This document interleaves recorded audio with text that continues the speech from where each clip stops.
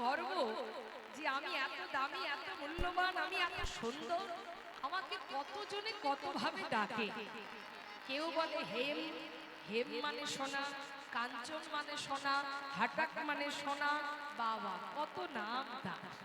তা গর্ব তো হওয়ার বিষয়, অহংকার। সোনার খুব গর্ব যে আমার মতো সুন্দর, আমার মতো দামি আর কেউ নাই। নিতাই গৌর হরি। কিন্তু ভক্ত কি বলছে? সোনা, আমরা নদিয়ার গৌরকে বলি না, নদিয়ার চাঁদ আমার সোনার গোড়া। হরি বল হরি। এই সোনার গোড়া কথাটা বললেই আমাদের মনে হয় সোনা অর্থাৎ এ জগতের যে সোনা, সেই সোনার মতো দেখতে আমার গৌর হরি। এটা আমরা ভেবে বসি, মনে মনে ভাবি। তা সোনার মতো দেখতে গৌর সুন্দর, শাস্ত্রে বললেন তার সঙ্গে কিঞ্চিৎ তুলনা করা যায়, কিন্তু সোনার গোড়া বলা যাবে না। কেউ যদি বলে নদিয়ার চাঁদ সোনার গোড়া, তাহলে মুশকিল, কারণ সোনার গোড়া কখনো হতে পারে না। গৌর হরির সঙ্গে সোনার তুলনা করছেন কেন? জীবকে বোঝাবার জন্য যে তার অঙ্গ কান্তি, তার সৌন্দর্যটা কেমন, কেমন তার অঙ্গের বরণ, দেখতে কেমন, এটা বোঝাবার জন্য সোনার সঙ্গে তুলনা করছেন। তাই বলে সোনার গোড়া হতে পারে, কারণ এই সোনা আর ওই সোনা যে আকাশ পাতাল তফাৎ। কি তাই তো মা? দেখুন তফাৎগুলো দুটো একটা আপনাদের বোঝায়। গৌর সোনা এই জগতের সোনা। এই সোনা যদি কেউ যদি চোখে একবার দেখে, মনে করুন কেউ যদি একটা অলংকার তৈরি করে, সোনার গহনা বানায়, আপনাকে যদি বলে দিদি একটা সোনার গহনা বানিয়েছি, দেখে আসিস, এত ভরির, এত দামি, এত টাকার, এই এই ব্যাপার, আপনার কিন্তু মনটা উথাল পাথাল করবে, যাইতে একবার দেখে আসি গহনাটা কেমন, তাই না? আপনি দেখতে গেলেন বাবা, সোনার গহনাটা দেখে ঘরে এলেন, পরের দিন আবার মনে হবে যাই তো আর একবার দেখে আসি, মনে হবে না। তারপরের দিন আবার মনে হবে যাই না আর একবার দেখে আসি। অর্থাৎ এই জগতের সোনা কেউ একবার দেখলে দ্বিতীয়বার দেখবার ইচ্ছা তৈরি হয় না। কিন্তু যদি কোনো ভাগ্যবান ভাগ্যবতী, যদি সৎ গুরুর কৃপায় সেই সোনার গৌর হরি, নদিয়ার চাঁদ সেই গৌর সুন্দর, ওই গৌর সোনাকে যদি কোনো ভাগ্যবান ভাগ্যবতী চোখে একবার দেখে, সে আর সেই গৌর হরির কাছ থেকে নয়ন আর ফেরাতে পারবে। হরি বল হরি বল। সেই রূপ, সেই নয়নে, সেই বদনে, সেই অঙ্গ কান্তি যদি কোনো জীব একবার দেখতে পায়, সে আর ঘরে ফিরতে পারবে না, তার আর সেখান থেকে নয়ন সরবে না। রাধারানী বলেছিলেন, জানিস সখী, আমার বধূর অঙ্গের যেদিকে তাকাস না কেন, যে অঙ্গে দেখবি, যে জায়গায় লক্ষ্য দিবি, সেখান থেকে নয়ন আর অন্য কোথাও যাবে না। কেউ যদি তার চরণে নয়ন দেয়, সেইখানেই তার দৃষ্টি আটকে যায়। কেউ যদি নয়নে নয়নে দেয়, সেখানেই তার দৃষ্টি আটকে যায়। যেখানেই তাকাবি সেখানেই তো দৃষ্টি আটকে যাবে, আর তুই নয়ন ফেরাতে পারবি না। এক দৃষ্টিতে সেই রূপ মাধুর্যময়, সেই করুণাময় গোবিন্দের রূপটা দর্শন করছে স্বয়ং গোবিন্দ। সেই রূপ মাধুর্য দর্শন করে এক দৃষ্টিতে তাকিয়ে মনে মনে ভাবছে, এ কি রূপ, এত সুন্দর, এমন অপূর্ব রূপ মাধুর্য, এমন রূপের মানুষ এই বৃন্দাবনে আছে। আমি মনে করি আমি বোধহয় বেশি সুন্দর, কিন্তু আজ এই মানুষটিকে দেখে মনে হলো যে আমার থেকে সুন্দর এই বৃন্দাবনে আর কি অপূর্ব রূপ। এই রূপের মানুষটিকে দেখে আমার মন যে বড় চঞ্চল হয়ে গেল। যদি একটা বার ওই মানুষটাকে বুকে জড়িয়ে ধরতে পারতাম। গোবিন্দের নিজের ছবি দেখে নিজেই পাগল।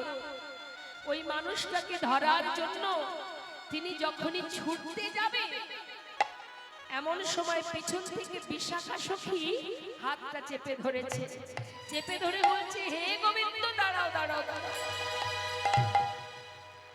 কি ব্যাপার? বলি পাগলের মতো কোথায় ছুটছো?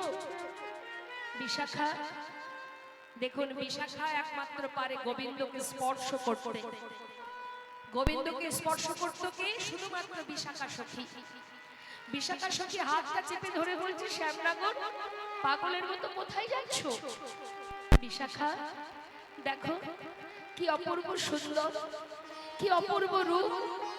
জানো বিশাখা, এতদিন ভেবেছিলাম আমি বোধহয় সুন্দর, কিন্তু আজ এই রূপের মানুষটাকে দেখে আজ আমি বুঝেছি যে আমার থেকেও সুন্দর এই বৃন্দাবনে আরো কেউ আছে। জানো, ওই মানুষটাকে একটি বারের জন্য ধরবো বলে আমি ছুটে যাচ্ছি। একবার একবার বুকে জড়িয়ে ধরতে চাই। দাঁড়াও। হে গোবিন্দ, তুমি যে মানুষটাকে ধরবে বলে ছুটে যাচ্ছ তাকে তো তুমি ধরতে পারবে না। কেন পারবো না? পারবে না কারণ বিষয় হয়ে কখনো বিষয় ধরা যায় না। যাকে তুমি ধরবে বলে ছুটে যাচ্ছ সে হলো বিষয়, আর তুমি নিজে একজন বিষয়। তো বিষয় হয়ে কখনো বিষয় ধরা যায়? হ্যাঁ, তুমি ওকে ধরতে পারবে না। আর যাকে ধরবে বলে তুমি ছুটে চলেছো সে তো আরো একজনের কাছে ধরা পড়ে আছে। চিরতরে সে ধরে রেখেছে, তাকে তুমি ধরতে পারবে না। ধরে রেখেছে এমন রূপের মানুষটাকে কে ধরে রেখেছে? বলো না, বলো না বিশাখা, কে ধরেছে?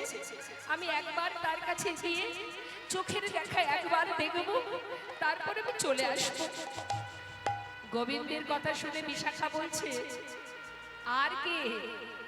ওই রূপের মানুষটাকে ধরে রেখেছে আমাদের বৃষভানু রাজ নন্দিনী প্রেমময়ী রাধা রানী। তাই তুমি ওকে ধরতে পারবে না। বিলম্ব না করে গোবিন্দ ছুটতে ছুটতে যাচ্ছে রাধা রানীর কাছে। ছুটতে ছুটতে যাচ্ছে আর ডাকছে, রাধে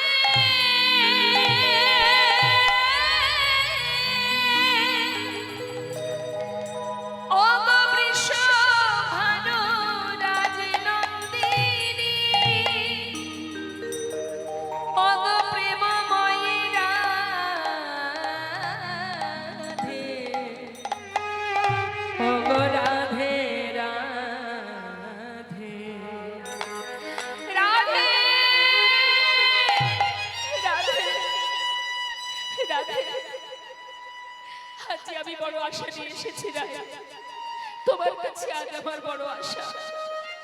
বধূ, তোমাকে আজ এত চঞ্চল দেখাচ্ছে কেন? কি হলো তোমার?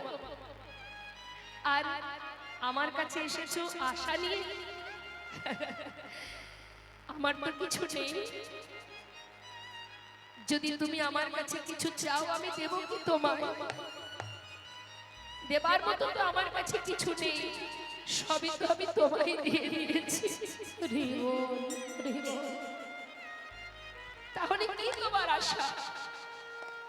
রাধে, পথে আসবার সময় একটা মণিখচিত দেয়ালে এক রূপের মানুষ দেখেছি। তাকে দেখে আমার মনে বড় বাসনা, আমি তাকে একবার বুকে জড়িয়ে ধরব। আমি তাকে ধরবার জন্য যখনই ছুটে যাই, বিশাখা ছুটে এসে আমার হাতটা চেপে ধরে বলল, তুমি ওকে ধরতে পারবে না, তাকে নাকি তুমি ধরে রেখেছ। রাধে, সেই অপূর্ব রূপের মানুষটি তোমার কাছে বাধা। তুমি যে ভাগ্যবতী। রাধে, শুধু একটি বার তাকে বাইরে আসতে বলো, একবার তাকে বাহিরে নিয়ে এসো। আমি সেই মানুষটাকে চোখে একবার দেখব, দেখেই আমি চলে যাব। বলো না রাধে, আমার এই মনোবাঞ্ছা তুমি পূর্ণ করবে? রাধে রাধে মৃদু মৃদু হাস, মৃদু মৃদু হাসছে আর বলছে, বধূ মণিখচিত দেয়ালে এক অপরূপ রূপের মানুষ দেখেছো তুমি, আর তাকে ধরবে বলে এসেছো। কিন্তু বধূ তুমি বিষয় হয়ে কি করে বিষয় ধরবে? আগে তোমাকে আশ্রয় করতে হবে, আশ্রয় করো তবেই তুমি বিষয় পাবে। রাধে, তাই যদি হয় তোমার কাছে যখন সে বাধা আছে, আমি আর কাকেই বা আশ্রয় করব? রাধে, আমি তোমার চরণ দুখানে বুকে জড়িয়ে ধরছি। রাধে, তোমার ওই চরণে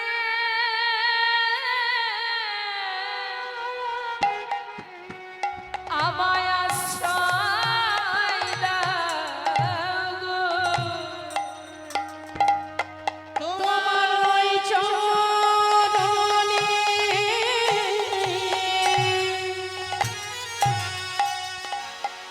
আমার আশ্রয় দাও বলিও হে আমার প্রেমময়ী রাধে, তোমার ওই চরণে আমার আশ্রয় দাও।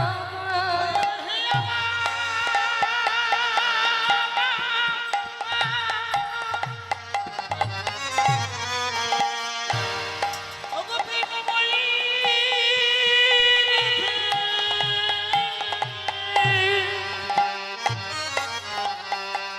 তোমার ওই চরণে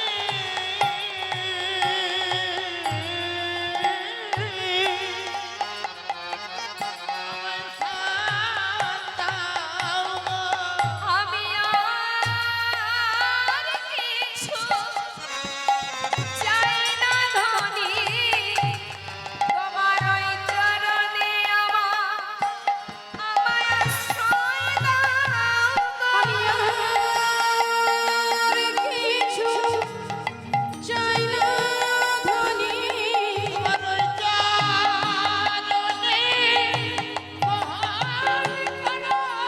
বড়ই আশা মনে আমি এসেছি গো। তোমার ওই চরণে মোহন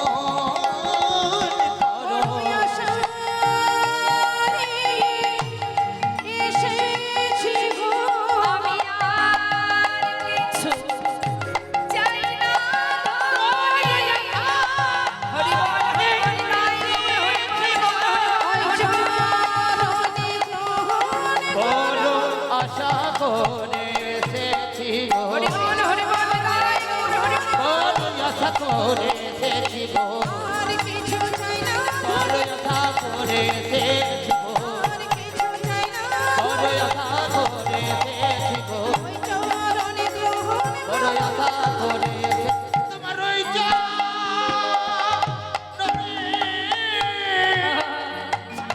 ছাড় দাও গো। স্বয়ং ভগবান নিজের রূপে নিজে মুক্ত হয়ে রাধারানীর চরণ আশ্রিত হয়েছিলেন, সেই রূপের মানুষটাকে ধরবে বলে। তাহলে বলুন বাবা, আমরা কেন পাগল হব না? আমার আপনার মতো মানুষের কথা বাদ দিলাম, কত বিধর্মী মুসলমান ভক্ত যারা, কত ভক্ত আছে যারা গৌর রূপ দর্শন করে পাগল হয়ে গিয়েছিলেন। তার প্রমাণ সম্রাট আকবর, নাসির মামুদ, নবাব হোসেন, আব্দুল করিম, কাজী নজরুল ইসলাম, তারাও প্রভুকে ভালোবাসতেন। গৌরহরি রূপ দেখে পাগল হয়ে কাজী নজরুল ইসলামের অনেক গান আপনারা শুনেছেন। কালকে আমাদের স্নেহের ভাই আমাদের পদ্ম পলাশ আপনাদের একটা গান শুনেছিল, আমি শুনতে পাচ্ছিলাম। খেলিছুই বিশ্বলয় বিরাট শিশু আনমনে। কার লেখা, কার গান? খেলিছুই বিশ্বলয় বিরাট শিশু। ভাবুন, যিনি বিশ্ব ব্রহ্মাণ্ড ব্যাপী, যার এক পলকে বিশ্ব ব্রহ্মাণ্ডে লয় হতে পারে, সৃষ্টি হতে পারে, সেই ভগবান শিশু রূপে বনে বনে খেলা করছে তার ভক্তগণকে নিয়ে। আমরা কখনো গর্ব করে বলি না, অহংকার করে বলি না যে আমি এটা করেছি ওটা করেছি, আমি না করলে হতো না, আমি না করলে পেতে না। আমরা বলি না এটা আমার ওটা আমার, কিছুই আমার নয়। আসার সময় যেমন কিছু আনিনি, যাবার সময় কিছু নিয়ে যাব না। সারা জীবন ভূতের খাটুনি খেটেছি সুখে থাকার জন্য, তাই তো মা? কবে একটু সুখ পাবো তার জন্য কৃষ্ণ বলার বদনে পেয়ে মনুষ্যকুলে জন্ম পেয়ে সংসারের চিন্তা করতে গিয়ে যার কৃপায় এসেছিলাম মানব দেহ পেয়ে, তার নাম করার সময় আমাদের হলো না। আজ বাড়ি কাল গাড়ি, কাল এটা কাল সেটা, কোথায় গেলে সুখ পাবো? জীবনের শেষ দিন গিয়ে দেখা গেল সুখের জন্য সারা জীবনটা মাটি করেও সুখের কিনারা খুঁজে পাওয়া গেল। ভাবছেন আজ এটা করলে কাল সুখ পাবো, পরশুদিন ওটা করলে তারপরের দিন সুখ পাবো। এটা জেনে রাখবেন, আপনার ভাবনার উপরে আরো একজন আছে ভাবনা করা। সংসার মানেই কোনোদিন সুখের কামনা করা যাবে না। সংসার মানেই কষ্ট। এই ভুলকটি কিন্তু একটা যন্ত্রণা, একটা কষ্ট, সেটা দিয়ে সৃষ্টি। এই ভুলকটা যখন ভগবান সৃষ্টি করেছিলেন, এর মধ্যে শুধু আছে জ্বালা যন্ত্রণা কষ্ট, ত্রিতাপ জ্বালা। এই জ্বালা আপনাকে পেতেই হবে মা, মৃত্যুকাল পর্যন্ত। এই ত্রিতাপ জ্বালা তিন রকমের জ্বালা: আধ্যাত্মিক জ্বালা, আদি দৈবিক জ্বালা, আদি ভৌতিক জ্বালা। এই তিনটে জ্বালা থেকে আপনার কোনো নিস্তার নেই। আধ্যাত্মিক জ্বালা আমাদের দেহের জ্বালা, যে কোনো সময় যখন তখন নানাবিধ রোগে আক্রান্ত, তাই না? সারা শরীর ভালো আছে, দাঁতের গোড়ায় যন্ত্রণা হচ্ছে, আপনার মন মানসিকতা সব ওই দাঁতের গোড়ায় আটকে যাবে, তাই তো? জ্বালা আপনাকে পেতেই হবে। পারবেন রোগ মুক্ত হয়ে থাকতে? পারবেন না। তার মানে কি, যেদিন আপনি ফিরবেন সেই দিন পর্যন্ত এই জ্বালা আপনার সঙ্গে থাকবে। এটা আধ্যাত্মিক জ্বালা। আদি ভৌতিক জ্বালা, যে জ্বালা বাবা অপরের কাছ থেকে পাওয়া জ্বালা। আপনি মনে করুন বেশ সুখে আছেন, শান্তিতে আছেন, কিন্তু পার্শ্ববর্তী জ্বালায় আপনার শান্তি নেই। আপনার আত্মীয় স্বজন থেকে শুরু করে বাইরের মানুষ থেকে শুরু করে বিভিন্ন দিক থেকে আপনাকে নানাবিধ জ্বালায় জর্জরিত হতে হবে। আপনার জ্বালা নেই, কিন্তু অন্যের কাছ থেকে পাওয়া জ্বালা আপনাকে একটু একটু করে শেষ করে দেবে। এটাকে বলা হয় আদি ভৌতিক জ্বালা। আর আদি দৈবিক জ্বালা প্রকৃতি থেকে পাওয়া জ্বালা। প্রকৃতি থেকে এই গরম, এই ঠান্ডা, এই ঝড়, এই বৃষ্টি, এই করোনা, এই চলছে একটার পর একটা জ্বালা। এ থেকে মুক্তির কোনো রাস্তা নেই। তাহলে সংসারে আমরা যখন এসেছিলাম, আমরা বলেছিলাম ভগবানকে যে পৃথিবীতে আমাদের মানবকুলে জন্ম দাও। পৃথিবী কত সুন্দর, কত মনোরম, কত আনন্দ, কত সুখ। কিন্তু আসার পরে বুঝেছি মা, এখন আর পালাবার পথ নেই। এই জ্বালা তোমাকে ভোগ করতে হবে, কারণ তুমি ভুলকে এসে গেছো। ভোগ পরিপূর্ণ হবে তারপরে তোমার যাওয়া, তার আগে আর যেতে পারবে না। আসার আগে ভেবেছিলাম বোধহয় এখানে অনেক সুখ আছে, কিন্তু আসার পরে বুঝলাম নেই। সংসার জীবনে কোনো সুখ নেই। সুখ সেখানে যে জন কৃষ্ণ ধনে ধনী হতে পারে, যে জন গোবিন্দ ধনে ধনী হতে পারে, যে জন ভগবানকে ভালোবাসতে পারে। তাই গৌর হরি বল। আপনি এখন সংসার কর্ম ফেলে এখানে এসেছেন, তো এই যে সুন্দর একটি জায়গায় বসে আছেন, আপনারা আবল বৃদ্ধ বনিতা সবাই আছে। যে দিন মজুরি খাটে সেও বসে আছে, যে মাসে 1 লাখ টাকা রোজগার করে সেও এই আসনে বসে আছে। ভগবানের পরিবারে কোনো ভেদাভেদ নেই, সকলেই এক। আর যতক্ষণ আপনারা লীলা কথা শ্রবণ করবেন, দেখবেন আপনাদের মন মনোভাব, আমাদের ভিতরে জ্ঞান চৈতন্য চেতনা সবকিছু ভুলে গিয়ে যদি মনে প্রাণে লীলা আস্বাদন করেন, তাহলে সংসার কিছুক্ষণের জন্য আপনার জীবন থেকে দূরে সরে যাবে।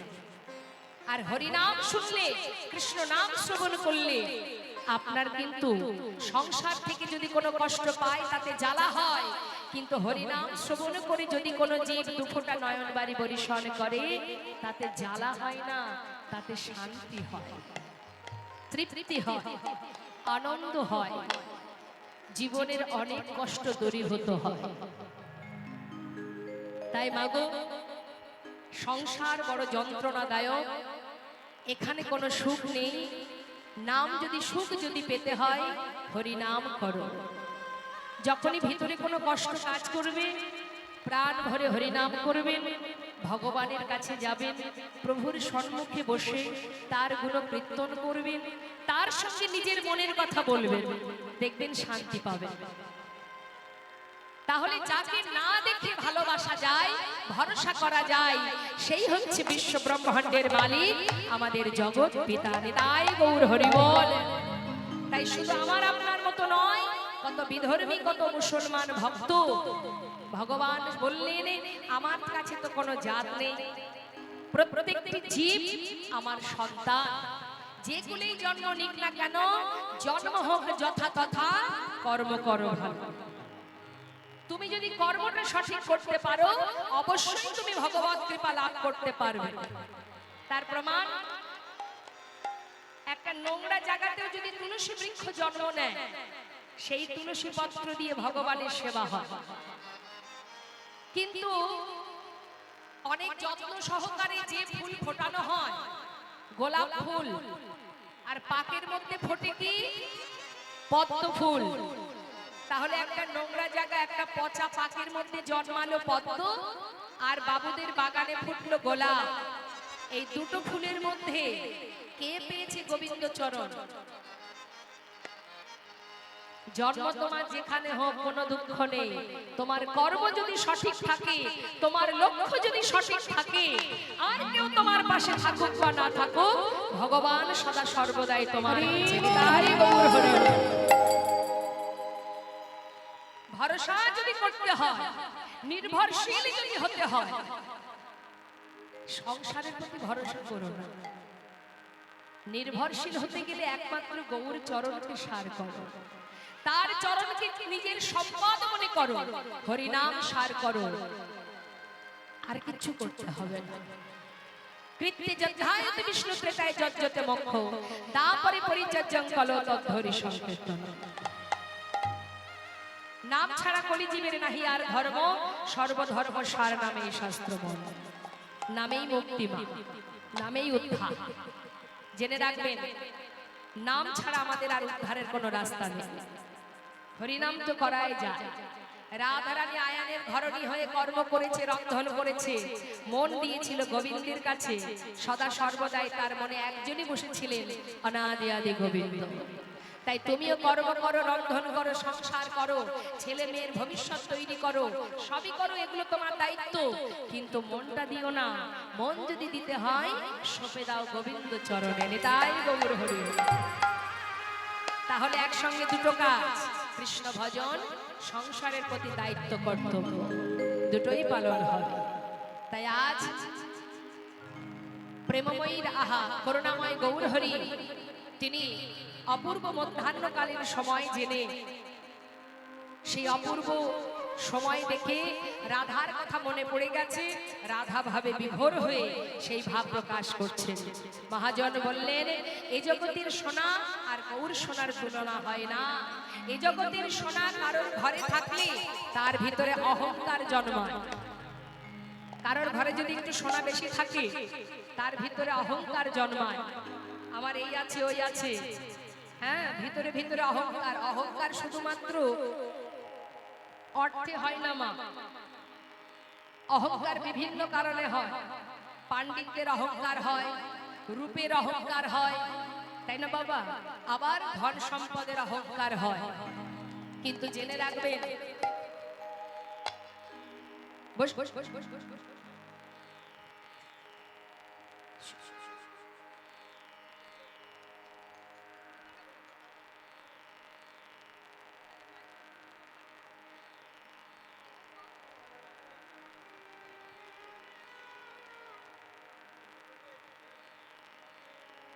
এখন তো কথা বলছি, যখন গাইবো ঘুরতে পারবো, কথা বলার সময় তার ঘোরা যাবে না, তাহলে এইদিকে একটা মাইক্রোফোন দিতে হবে।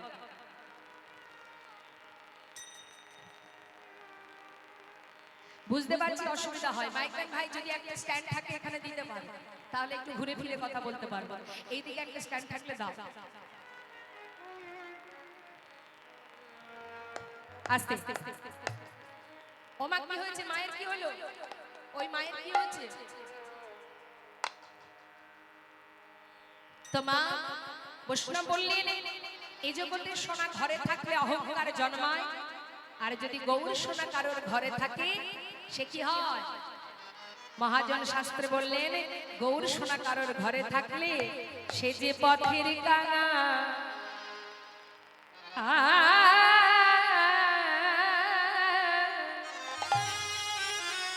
কাঙাল হয়ে যায় গো।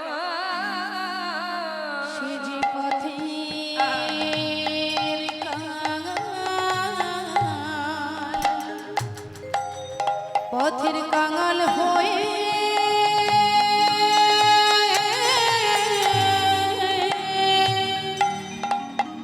কাঙাল হয়ে যায় গো। যে জন গৌর সোনা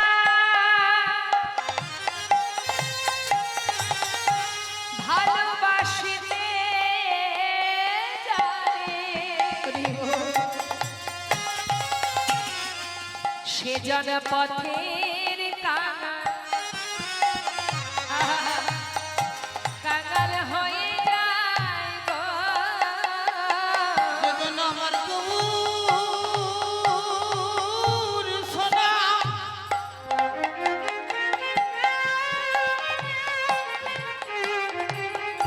হৃদয়ে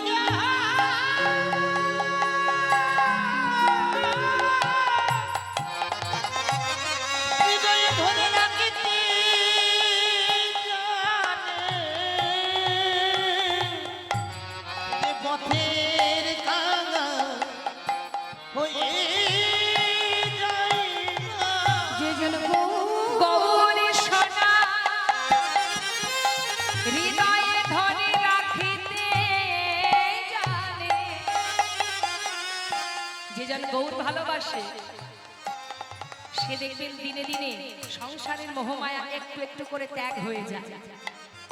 গৌর ধনে ধনী হয়ে পাগলের ন্যায় পথে পথে ঘুরে বেড়ায়, সমাজ দেখে বলে দেখ দেখ বড় কাঙাল, বড় অসহায়। কিন্তু জেনে রাখবেন মা, যেজন স্বাদের তিন তালায় বসে আছে, এসি ঘরের মধ্যে দিন কাটাচ্ছে, প্রকৃতভাবে যদি কেউ কাঙাল থেকে থাকে সেই জনই কাঙাল। কারণ একদিন তার বলতে যা কিছু আছে সর্বস্ব ছিনিয়ে নেবে আর তাকে পথের ভিখারি করে দেবে। আর যেজন গৌর ধনে ধনী, কৃষ্ণ ধনে ধনী হতে পারে, তার বড় প্রমাণ সুদামা। সারা জীবনে পথে পথে ভিক্ষা করে দিন কাটিয়ে অবশেষে দ্বারকায় ভগবানের সোনার সিংহাসনে সুদামা বসেছিলেন, যার স্বর্ণের প্রাসাদ বানিয়ে দিয়েছিলেন ভগবান। তাহলে ধনী এই জগতে সে যে মহাধনে,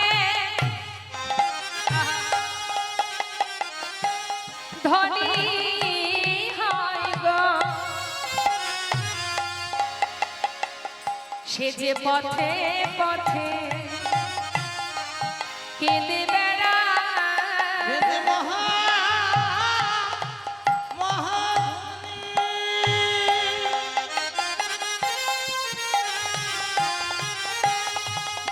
ধনী হইয়া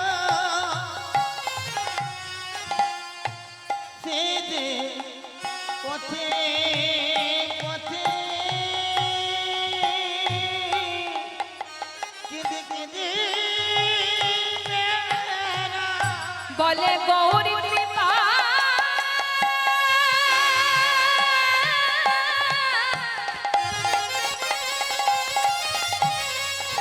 গৌরী কৃপা একবার করো রে। সে যে পথে পথে ঘুরে বেড়ায়,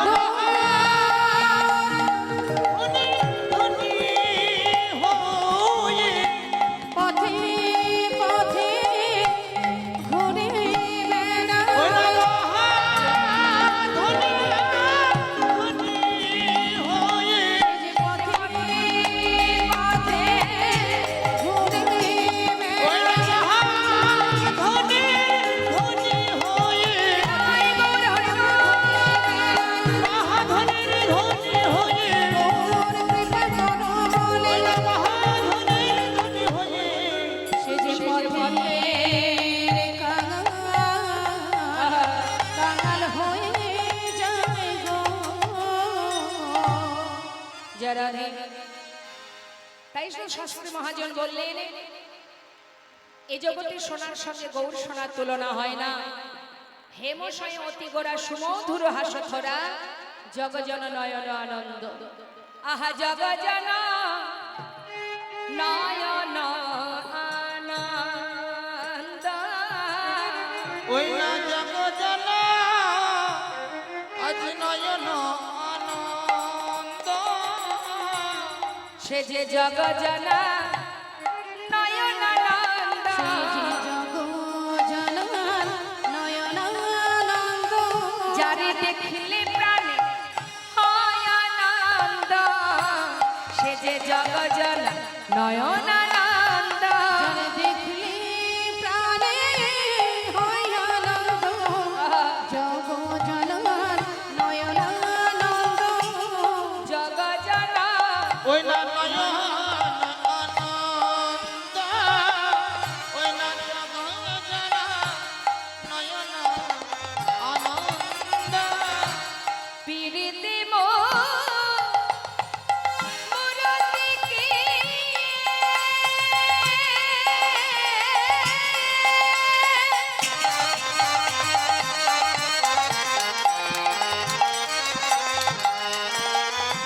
ওমা, আমাদের গৌরহরিকে বলছেন পিরিতির মূরতি, মানে প্রেমের মূরতি আমার গৌরহরি।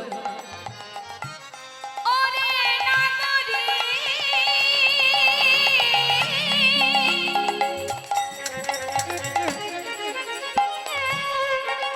ওরে নাগরী রে, একবার দেখে যা, দেখে যা গৌর মূরতি। ওই না পীড়িতির মূরতি।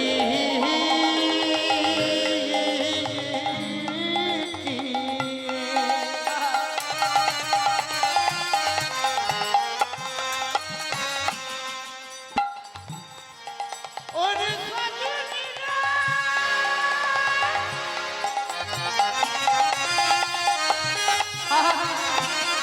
ওরে প্রাণ সজনী, ওরে প্রাণ সজনী আমার। ওরে মূরতি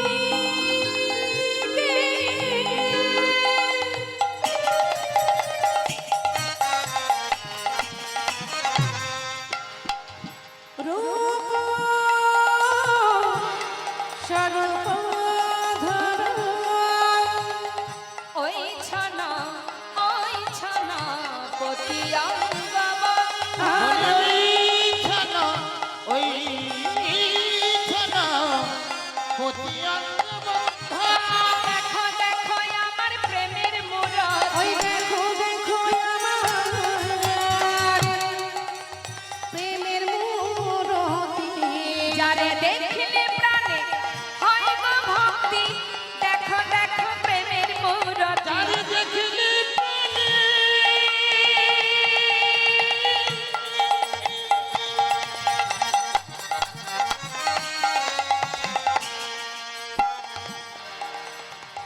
হয় আনন্দ।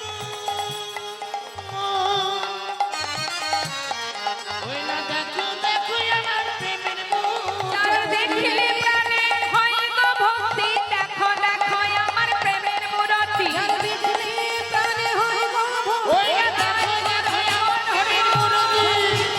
প্রাণে হয় গো ওই না ভক্তি। দেখো দেখো আমার প্রেমের মূরতি। যার দেখলে প্রাণে হয় গো ভক্তি। দেখো দেখো আমার প্রেমের মূরতি। ওই ছলো অতি অঙ্গময়। ওই না ওই ছানা, পতি অঙ্গবন্ধ। পিরিতি মূরতি গিয়ে রূপ ও স্বরূপ ধরই ছনপতি অঙ্গবন্ধ। আজ আমার নদিয়ার যা গৌর সুন্দর প্রেমের মূরতি গৌর হরি, তিনি কি করেছেন মা, মধ্যাহ্ন সময় দেখে সুন্দর করে একটা শাড়ি পরেছেন, কাপড় পরেছেন। একটা কাপড় পরেছেন কেন? আজকে তিনি রাধা সেজেছেন। রাধা সেজে সেই ভাব হঠাৎ তার মনে পড়ে গেছে, ভাবের আবেশে প্রকাশ করছেন সেই ভাব। আর সকল ভক্ত পার্ষদ যারা, তারা সবাই এক দৃষ্টিতে তাকিয়ে আছে, দেখি প্রভু কি করে। এখন গৌরহরি শাড়িটা পরে যাচ্ছে মা, আর সবাইকে ডাকছে। মহাজন বললেন, দেখো দেখো, আহা আজুকিয়ে নবদ্বীপ চন্দ, ওই নয়া চুকিয়ে নবদ্বীপ চন্দ্রা চুকিয়ে নবদ্বীপ চন্দ্রা। কি করছে? আজ ভাবের আবেশে শাড়ি পরেছে। আর ঠিক রাধারানী যখন হেলতে দুলতে যায় না মা, আস্তে আস্তে ধীরে ধীরে রাধারানী যখন আমার হেলতে দুলতে যায়, সেই ভাব প্রকাশ করছে আমার গৌরহরি। কেমন ভাবে বলছে, দেখো, কামিনী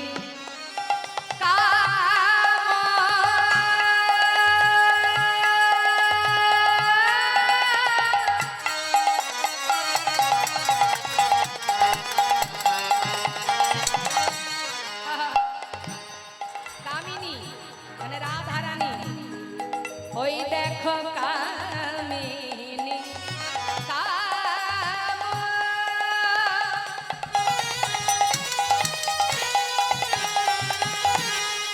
প্রাণ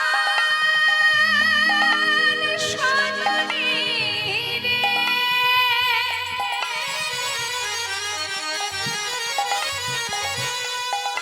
আমার আমার গৌরহরি, হই না কামিনী কাম,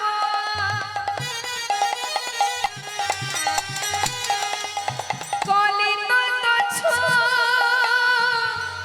মানস, অগতি আছো গজ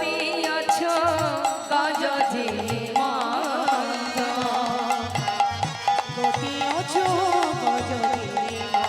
ওই না গতি অচু গতি নিবন্ধ, গতি অচু গতি জনমন্ধ।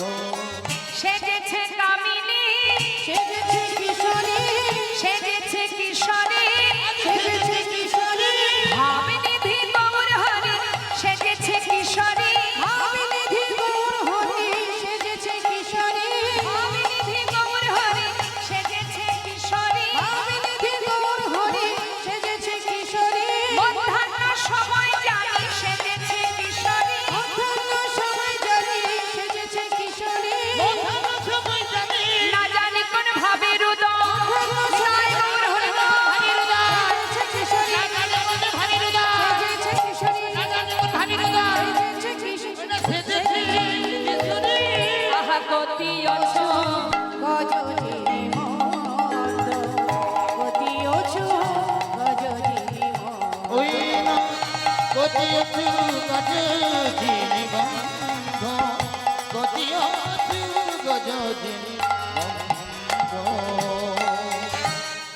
আহা, আজ রাধানী ভাবে ভাবিত হয়ে গৌরহরি আমার একবারে সুন্দর করে শাড়ি পরে হেলতে দুলতে যাচ্ছে সেই ভাবে।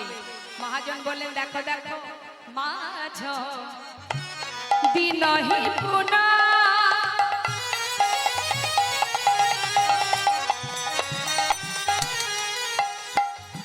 বাসনে আবৃত তনু, আর মাঝ দিনহি কোন,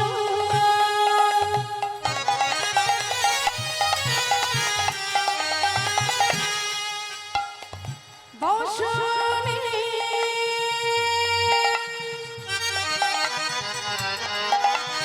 আবৃত তনু।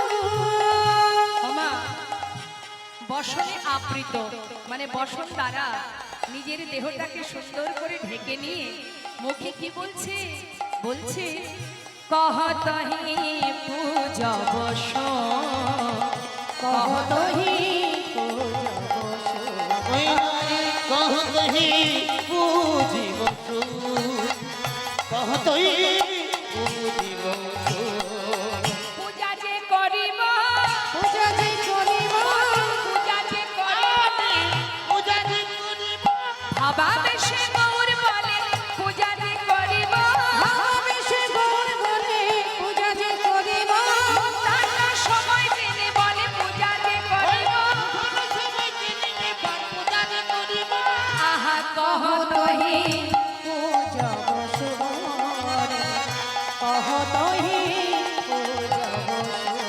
হয় না কহতহি বুঝিব সুর কহতহি বুঝিব সুর মুখে বারবার বলছে তোরা কে কে যাবি আয় মধ্যাহ্ন সময় হয়েছে সূর্য পূজায় যাব মোরা প্রভু আমার সুন্দর করে শাড়ি পরে রাধা ভাবে বিভোর হয়ে ডাকছে অষ্টসাত্ত্বিক ভাবে হৃদয় হয়েছে মা কম্প পুলক ঘাম সরভঙ্গ অনুপম নয়নাহি জলে পরিপ আজ প্রভু অষ্টসাত্ত্বিক ভাবে রাধা ভাবে বিভোর হয়ে পথ ধরে যাচ্ছে কেমন ভাবে যাচ্ছে একটু শুনুন তাহলে রাধা রানী গোবিন্দ সেবায় যাবার পথে মনে মনে ভাবে বাদিনী পিছন থেকে দেখছে না তো তার মনে মনে চিন্তা হয় যে বাদিনীকে আড়াল করে এলাম কি জানি বাবা তারা আবার দেখছে না তো তাই পথে যেতে যেতে বারবার রাধা রানী আমার ঘোমটার আড়াল দিয়ে পিছন দিকে তাকিয়ে তাকিয়ে দেখে যে আমি যে যাচ্ছি কেউ দেখতে পাচ্ছে কিনা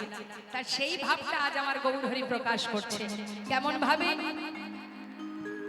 বাম ভোজয় মানে বা হাতে ঘোমটা দেয়া বাম ভোজয় বসনে মুখ ঝাপই বাম ভুজয় বসনে মুখ ওই ঝাপই না বাম ভুজয়ে বসন মুখ ঝাপয়ে বাম ভুজয় বসনে মুখ ঝাপই বাম নয়নে ঘন চাই গো আরে বাম নয়নে ঘন চাই গো বামে নয়নে ঘন চাই গো বাম নয়নে ঘন চাই যাচ্ছে কিন্তু বারবার পিছন দিকে দেখছে আর কি বলছে কেউ দেখিল নাকি হে কে দেখিল নাকি হে দেখলো না ওই নাগিনীর গান তারা কে দেখলো নাকি হে দিদি গঞ্জরা তো দেখলো নাকি হে সূর্য পূজায় যাব মোরা কেউ দেখিল নাকি ওই না সূর্য পূজায় যাব মোরা কেউ দেখিল নাকি হে বাম নয়নে ঘন চাই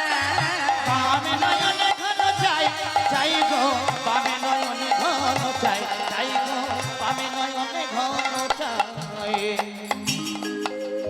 গৌরহরি লীলা দর্শন করে যে মহাজন এই পত্রে লিখেছেন মা সেই মহাজন করজোড়ে প্রভুর চরণ স্মরণ করে বলছে এ রাধা মোহন অগ চিতে অভিলাষ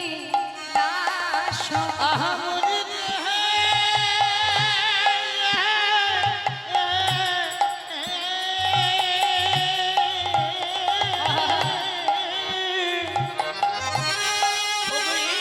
রাধা রাধা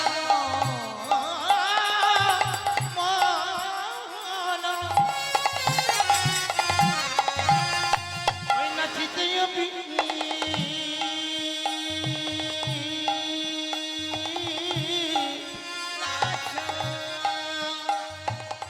চিতে অভিলাষ মানে হৃদয়ে মাঝে একটা অভিলাষ আছে যে মহাজন এই পদ লিখেছেন কি অভিলাষ সইচরণ যেন হে দেবা সইচরণ যেন পাই গো আহা সইচরণ যেন পাই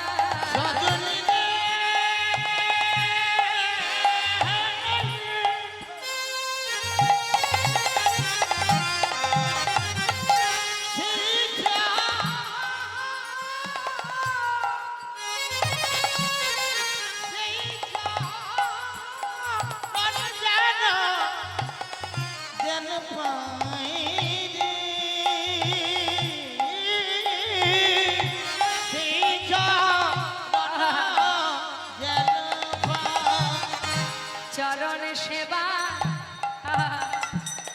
অধিকার দিও এই চরণ সেবার অধিকার দিও আমি আর কিছু প্রভু চাই না গো শুধু চরণ সেবা অধিকার দিও আমি আর তো কিছু চাই না বধু যেন চরণ সেবা অধিকার দিও আমি আর কিছু চাই না দয়াল বলিও হে আমার করুণা আমি আর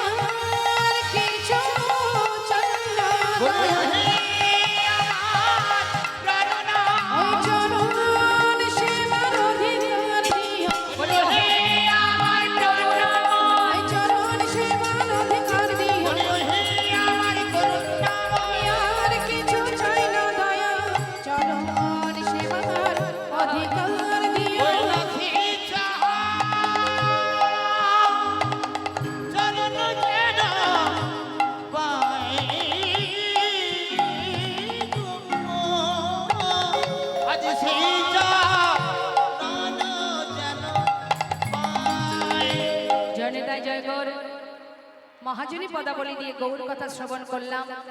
ভগবান সেই সূর্য পূজা প্রকাশ করলেন, গৌর হরি প্রকাশ করলেন নদিয়ার মাঝে। এবার আমরা চলে যাব বৃন্দাবনে রাধারানী কিভাবে সূর্য পূজায় গিয়ে গোবিন্দ দর্শন করেছিলেন। চলে যাব সেই লীলা সাধনে শ্রীধাম বৃন্দাবন ধামে। সবাই মিলে একবার উলুধ্বনি হরিধ্বনি করে নি, তাই গৌর হরি বল, হরি বল, হরি বল।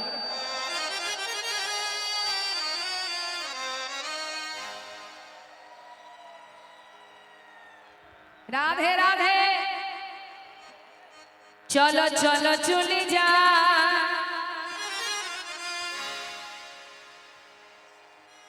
ওই মাকে একটু ডেকে দিই, ঘুমাচ্ছে। রাত্রে ঘুমাবো, দুপুরে ঘুমাবো, তাহলে জাগবো কখন? আমার ঘুম আসছে, আমার এখানে আসো, অনেক জায়গা আছে, শুয়ে পড়বে। ঘুমালে কিন্তু জানেন তো কালকে যে লীলাটা হয়েছিল, চন্দ্রাবলী যখনই ঘুমিয়ে পড়েছিলেন তখনই গোবিন্দ রাধার কুঞ্জে গিয়েছিলেন। ঘুমানো ঘরে কিন্তু ভগবান থাকে না। ঘুমিয়ে থাকলে 3 ঘন্টা এখানে লীলা হবে, কিচ্ছু কিন্তু ঢুকবে না কানে, তাই তো? আমাদের যে 10 ইন্দ্রিয়, ইন্দ্রিয়গুলোকে সচেতন করে রাখতে হবে, সচ্ছল করে রাখতে হবে। আপনি যদি আপনার ইন্দ্রিয়গুলোকে, এই যে চোখ কান সব যদি বন্ধ হয়ে যায়, তাহলে হরিনাম ঢুকবে? হ্যাঁ, সমস্ত ইন্দ্রিয় দিয়ে ভগবানের সেবা দিতে হয়, তাই তো? এখন যে আপনারা এখানে বসে আছেন, এখানেও কিন্তু সেবা কাজই চলছে। যদি বলেন কিসের সেবা হচ্ছে, পেট তো ভরছে না, এটা তো পেট ভরার নয়, এটা আমাদের দেহের সেবা নয়, এটা আমার সেবা। আমার মানে আমার আত্মার সেবা। সেবা যখন করতে বসেন, কেউ যদি মাঝপথ থেকে থালাটা কেড়ে নেয়, রাগ হয় না? নেই তো, রাগ হয়ে যায় তো। তাহলে এখন আপনারা বসেছেন পরমাত্মার সেবা। পরমাত্মা মানে কি? পরমাত্মা মানেই কিন্তু আমি। পরমাত্মা মানে আমি। এই দেহটার আমি নই, এই দেহের মৃত্যু আছে, আমার মৃত্যু নেই। আমি আজ দাঁড়িয়ে আছি, প্রভু আছেন তাই আমি আছি। যেদিন আমি এখানে থাকবো না, এই দেহে থাকবো না, এই দেহটা নষ্ট হয়ে যাবে, কিন্তু আমার কোনো মৃত্যু হবে না। তাই আমি মানে পরমাত্মা, আমি মানে সূক্ষ্ম আত্মা। আর এখানে সেবা হচ্ছে কার? পরমাত্মার সেবা। হ্যাঁ, আমি মানে সাক্ষাৎ, আমি মানে চৈতন্য, আমি মানে ভগবান। এই যে সাক্ষাৎ চেতনা, এই চেতনাটা কার? তিনি দিয়েছেন, তাই আমি পেয়েছি। তারই শক্তি এটা, এটা তারই শক্তি। তিনি যেদিন পারবেন আবার কেড়েও নেবেন। তাই সাবধান, ঘুমালে হবে না। ঘুমানোর জন্য অনেক সময় পাবেন। তুলুন দেখি হাত সবাই মিলে।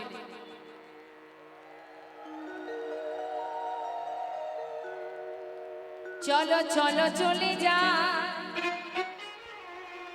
বৃন্দাবনে, চলো রে সবাই। চলো চলো চলে যাও বৃন্দাবনে, চলো রে সবাই। চলো চলো চলে যাই, চলো চলে যাই বৃন্দাবনে, চলো রে সবাই।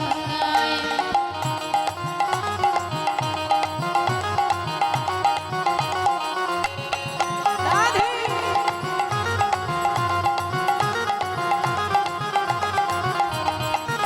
আহা চলো চলে যাই, চলো চলে যাই বৃন্দাবনে, চলো রে সবাই। একবার চলো চলে যাই, চলো চলে যাই বৃন্দাবনে, চলো রে সবাই। আহা শ্রীমতীর সাথে লয়ে, তাই নাকি?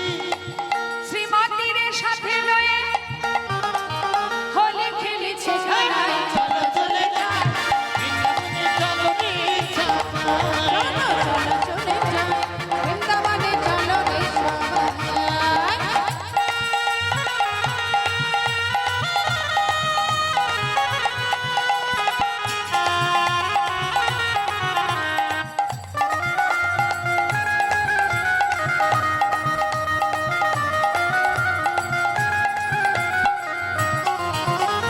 বসন্তেরই লাগে পরম গিরিধারীর মনে,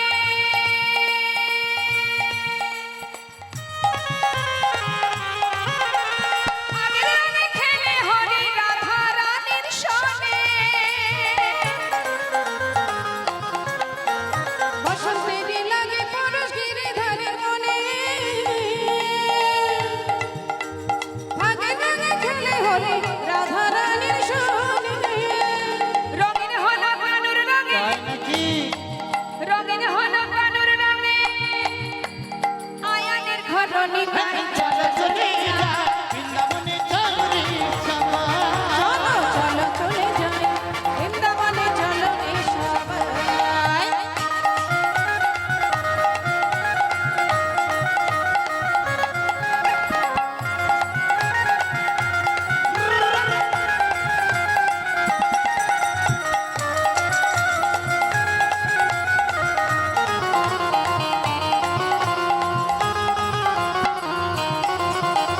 কেমন খেলা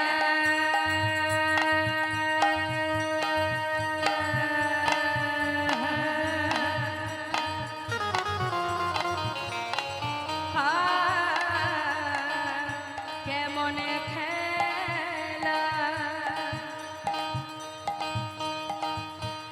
কেমন খেলা আহা কেমন খেলা আহা কেমন খেলা খেলে আমার মদন মোহন মদন মোহন প্রেমের রঙে রাঙায় হয় অবলারি মন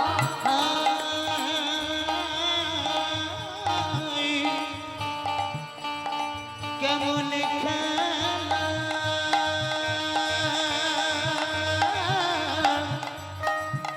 হাই কেমন খেলা কেমন খেলা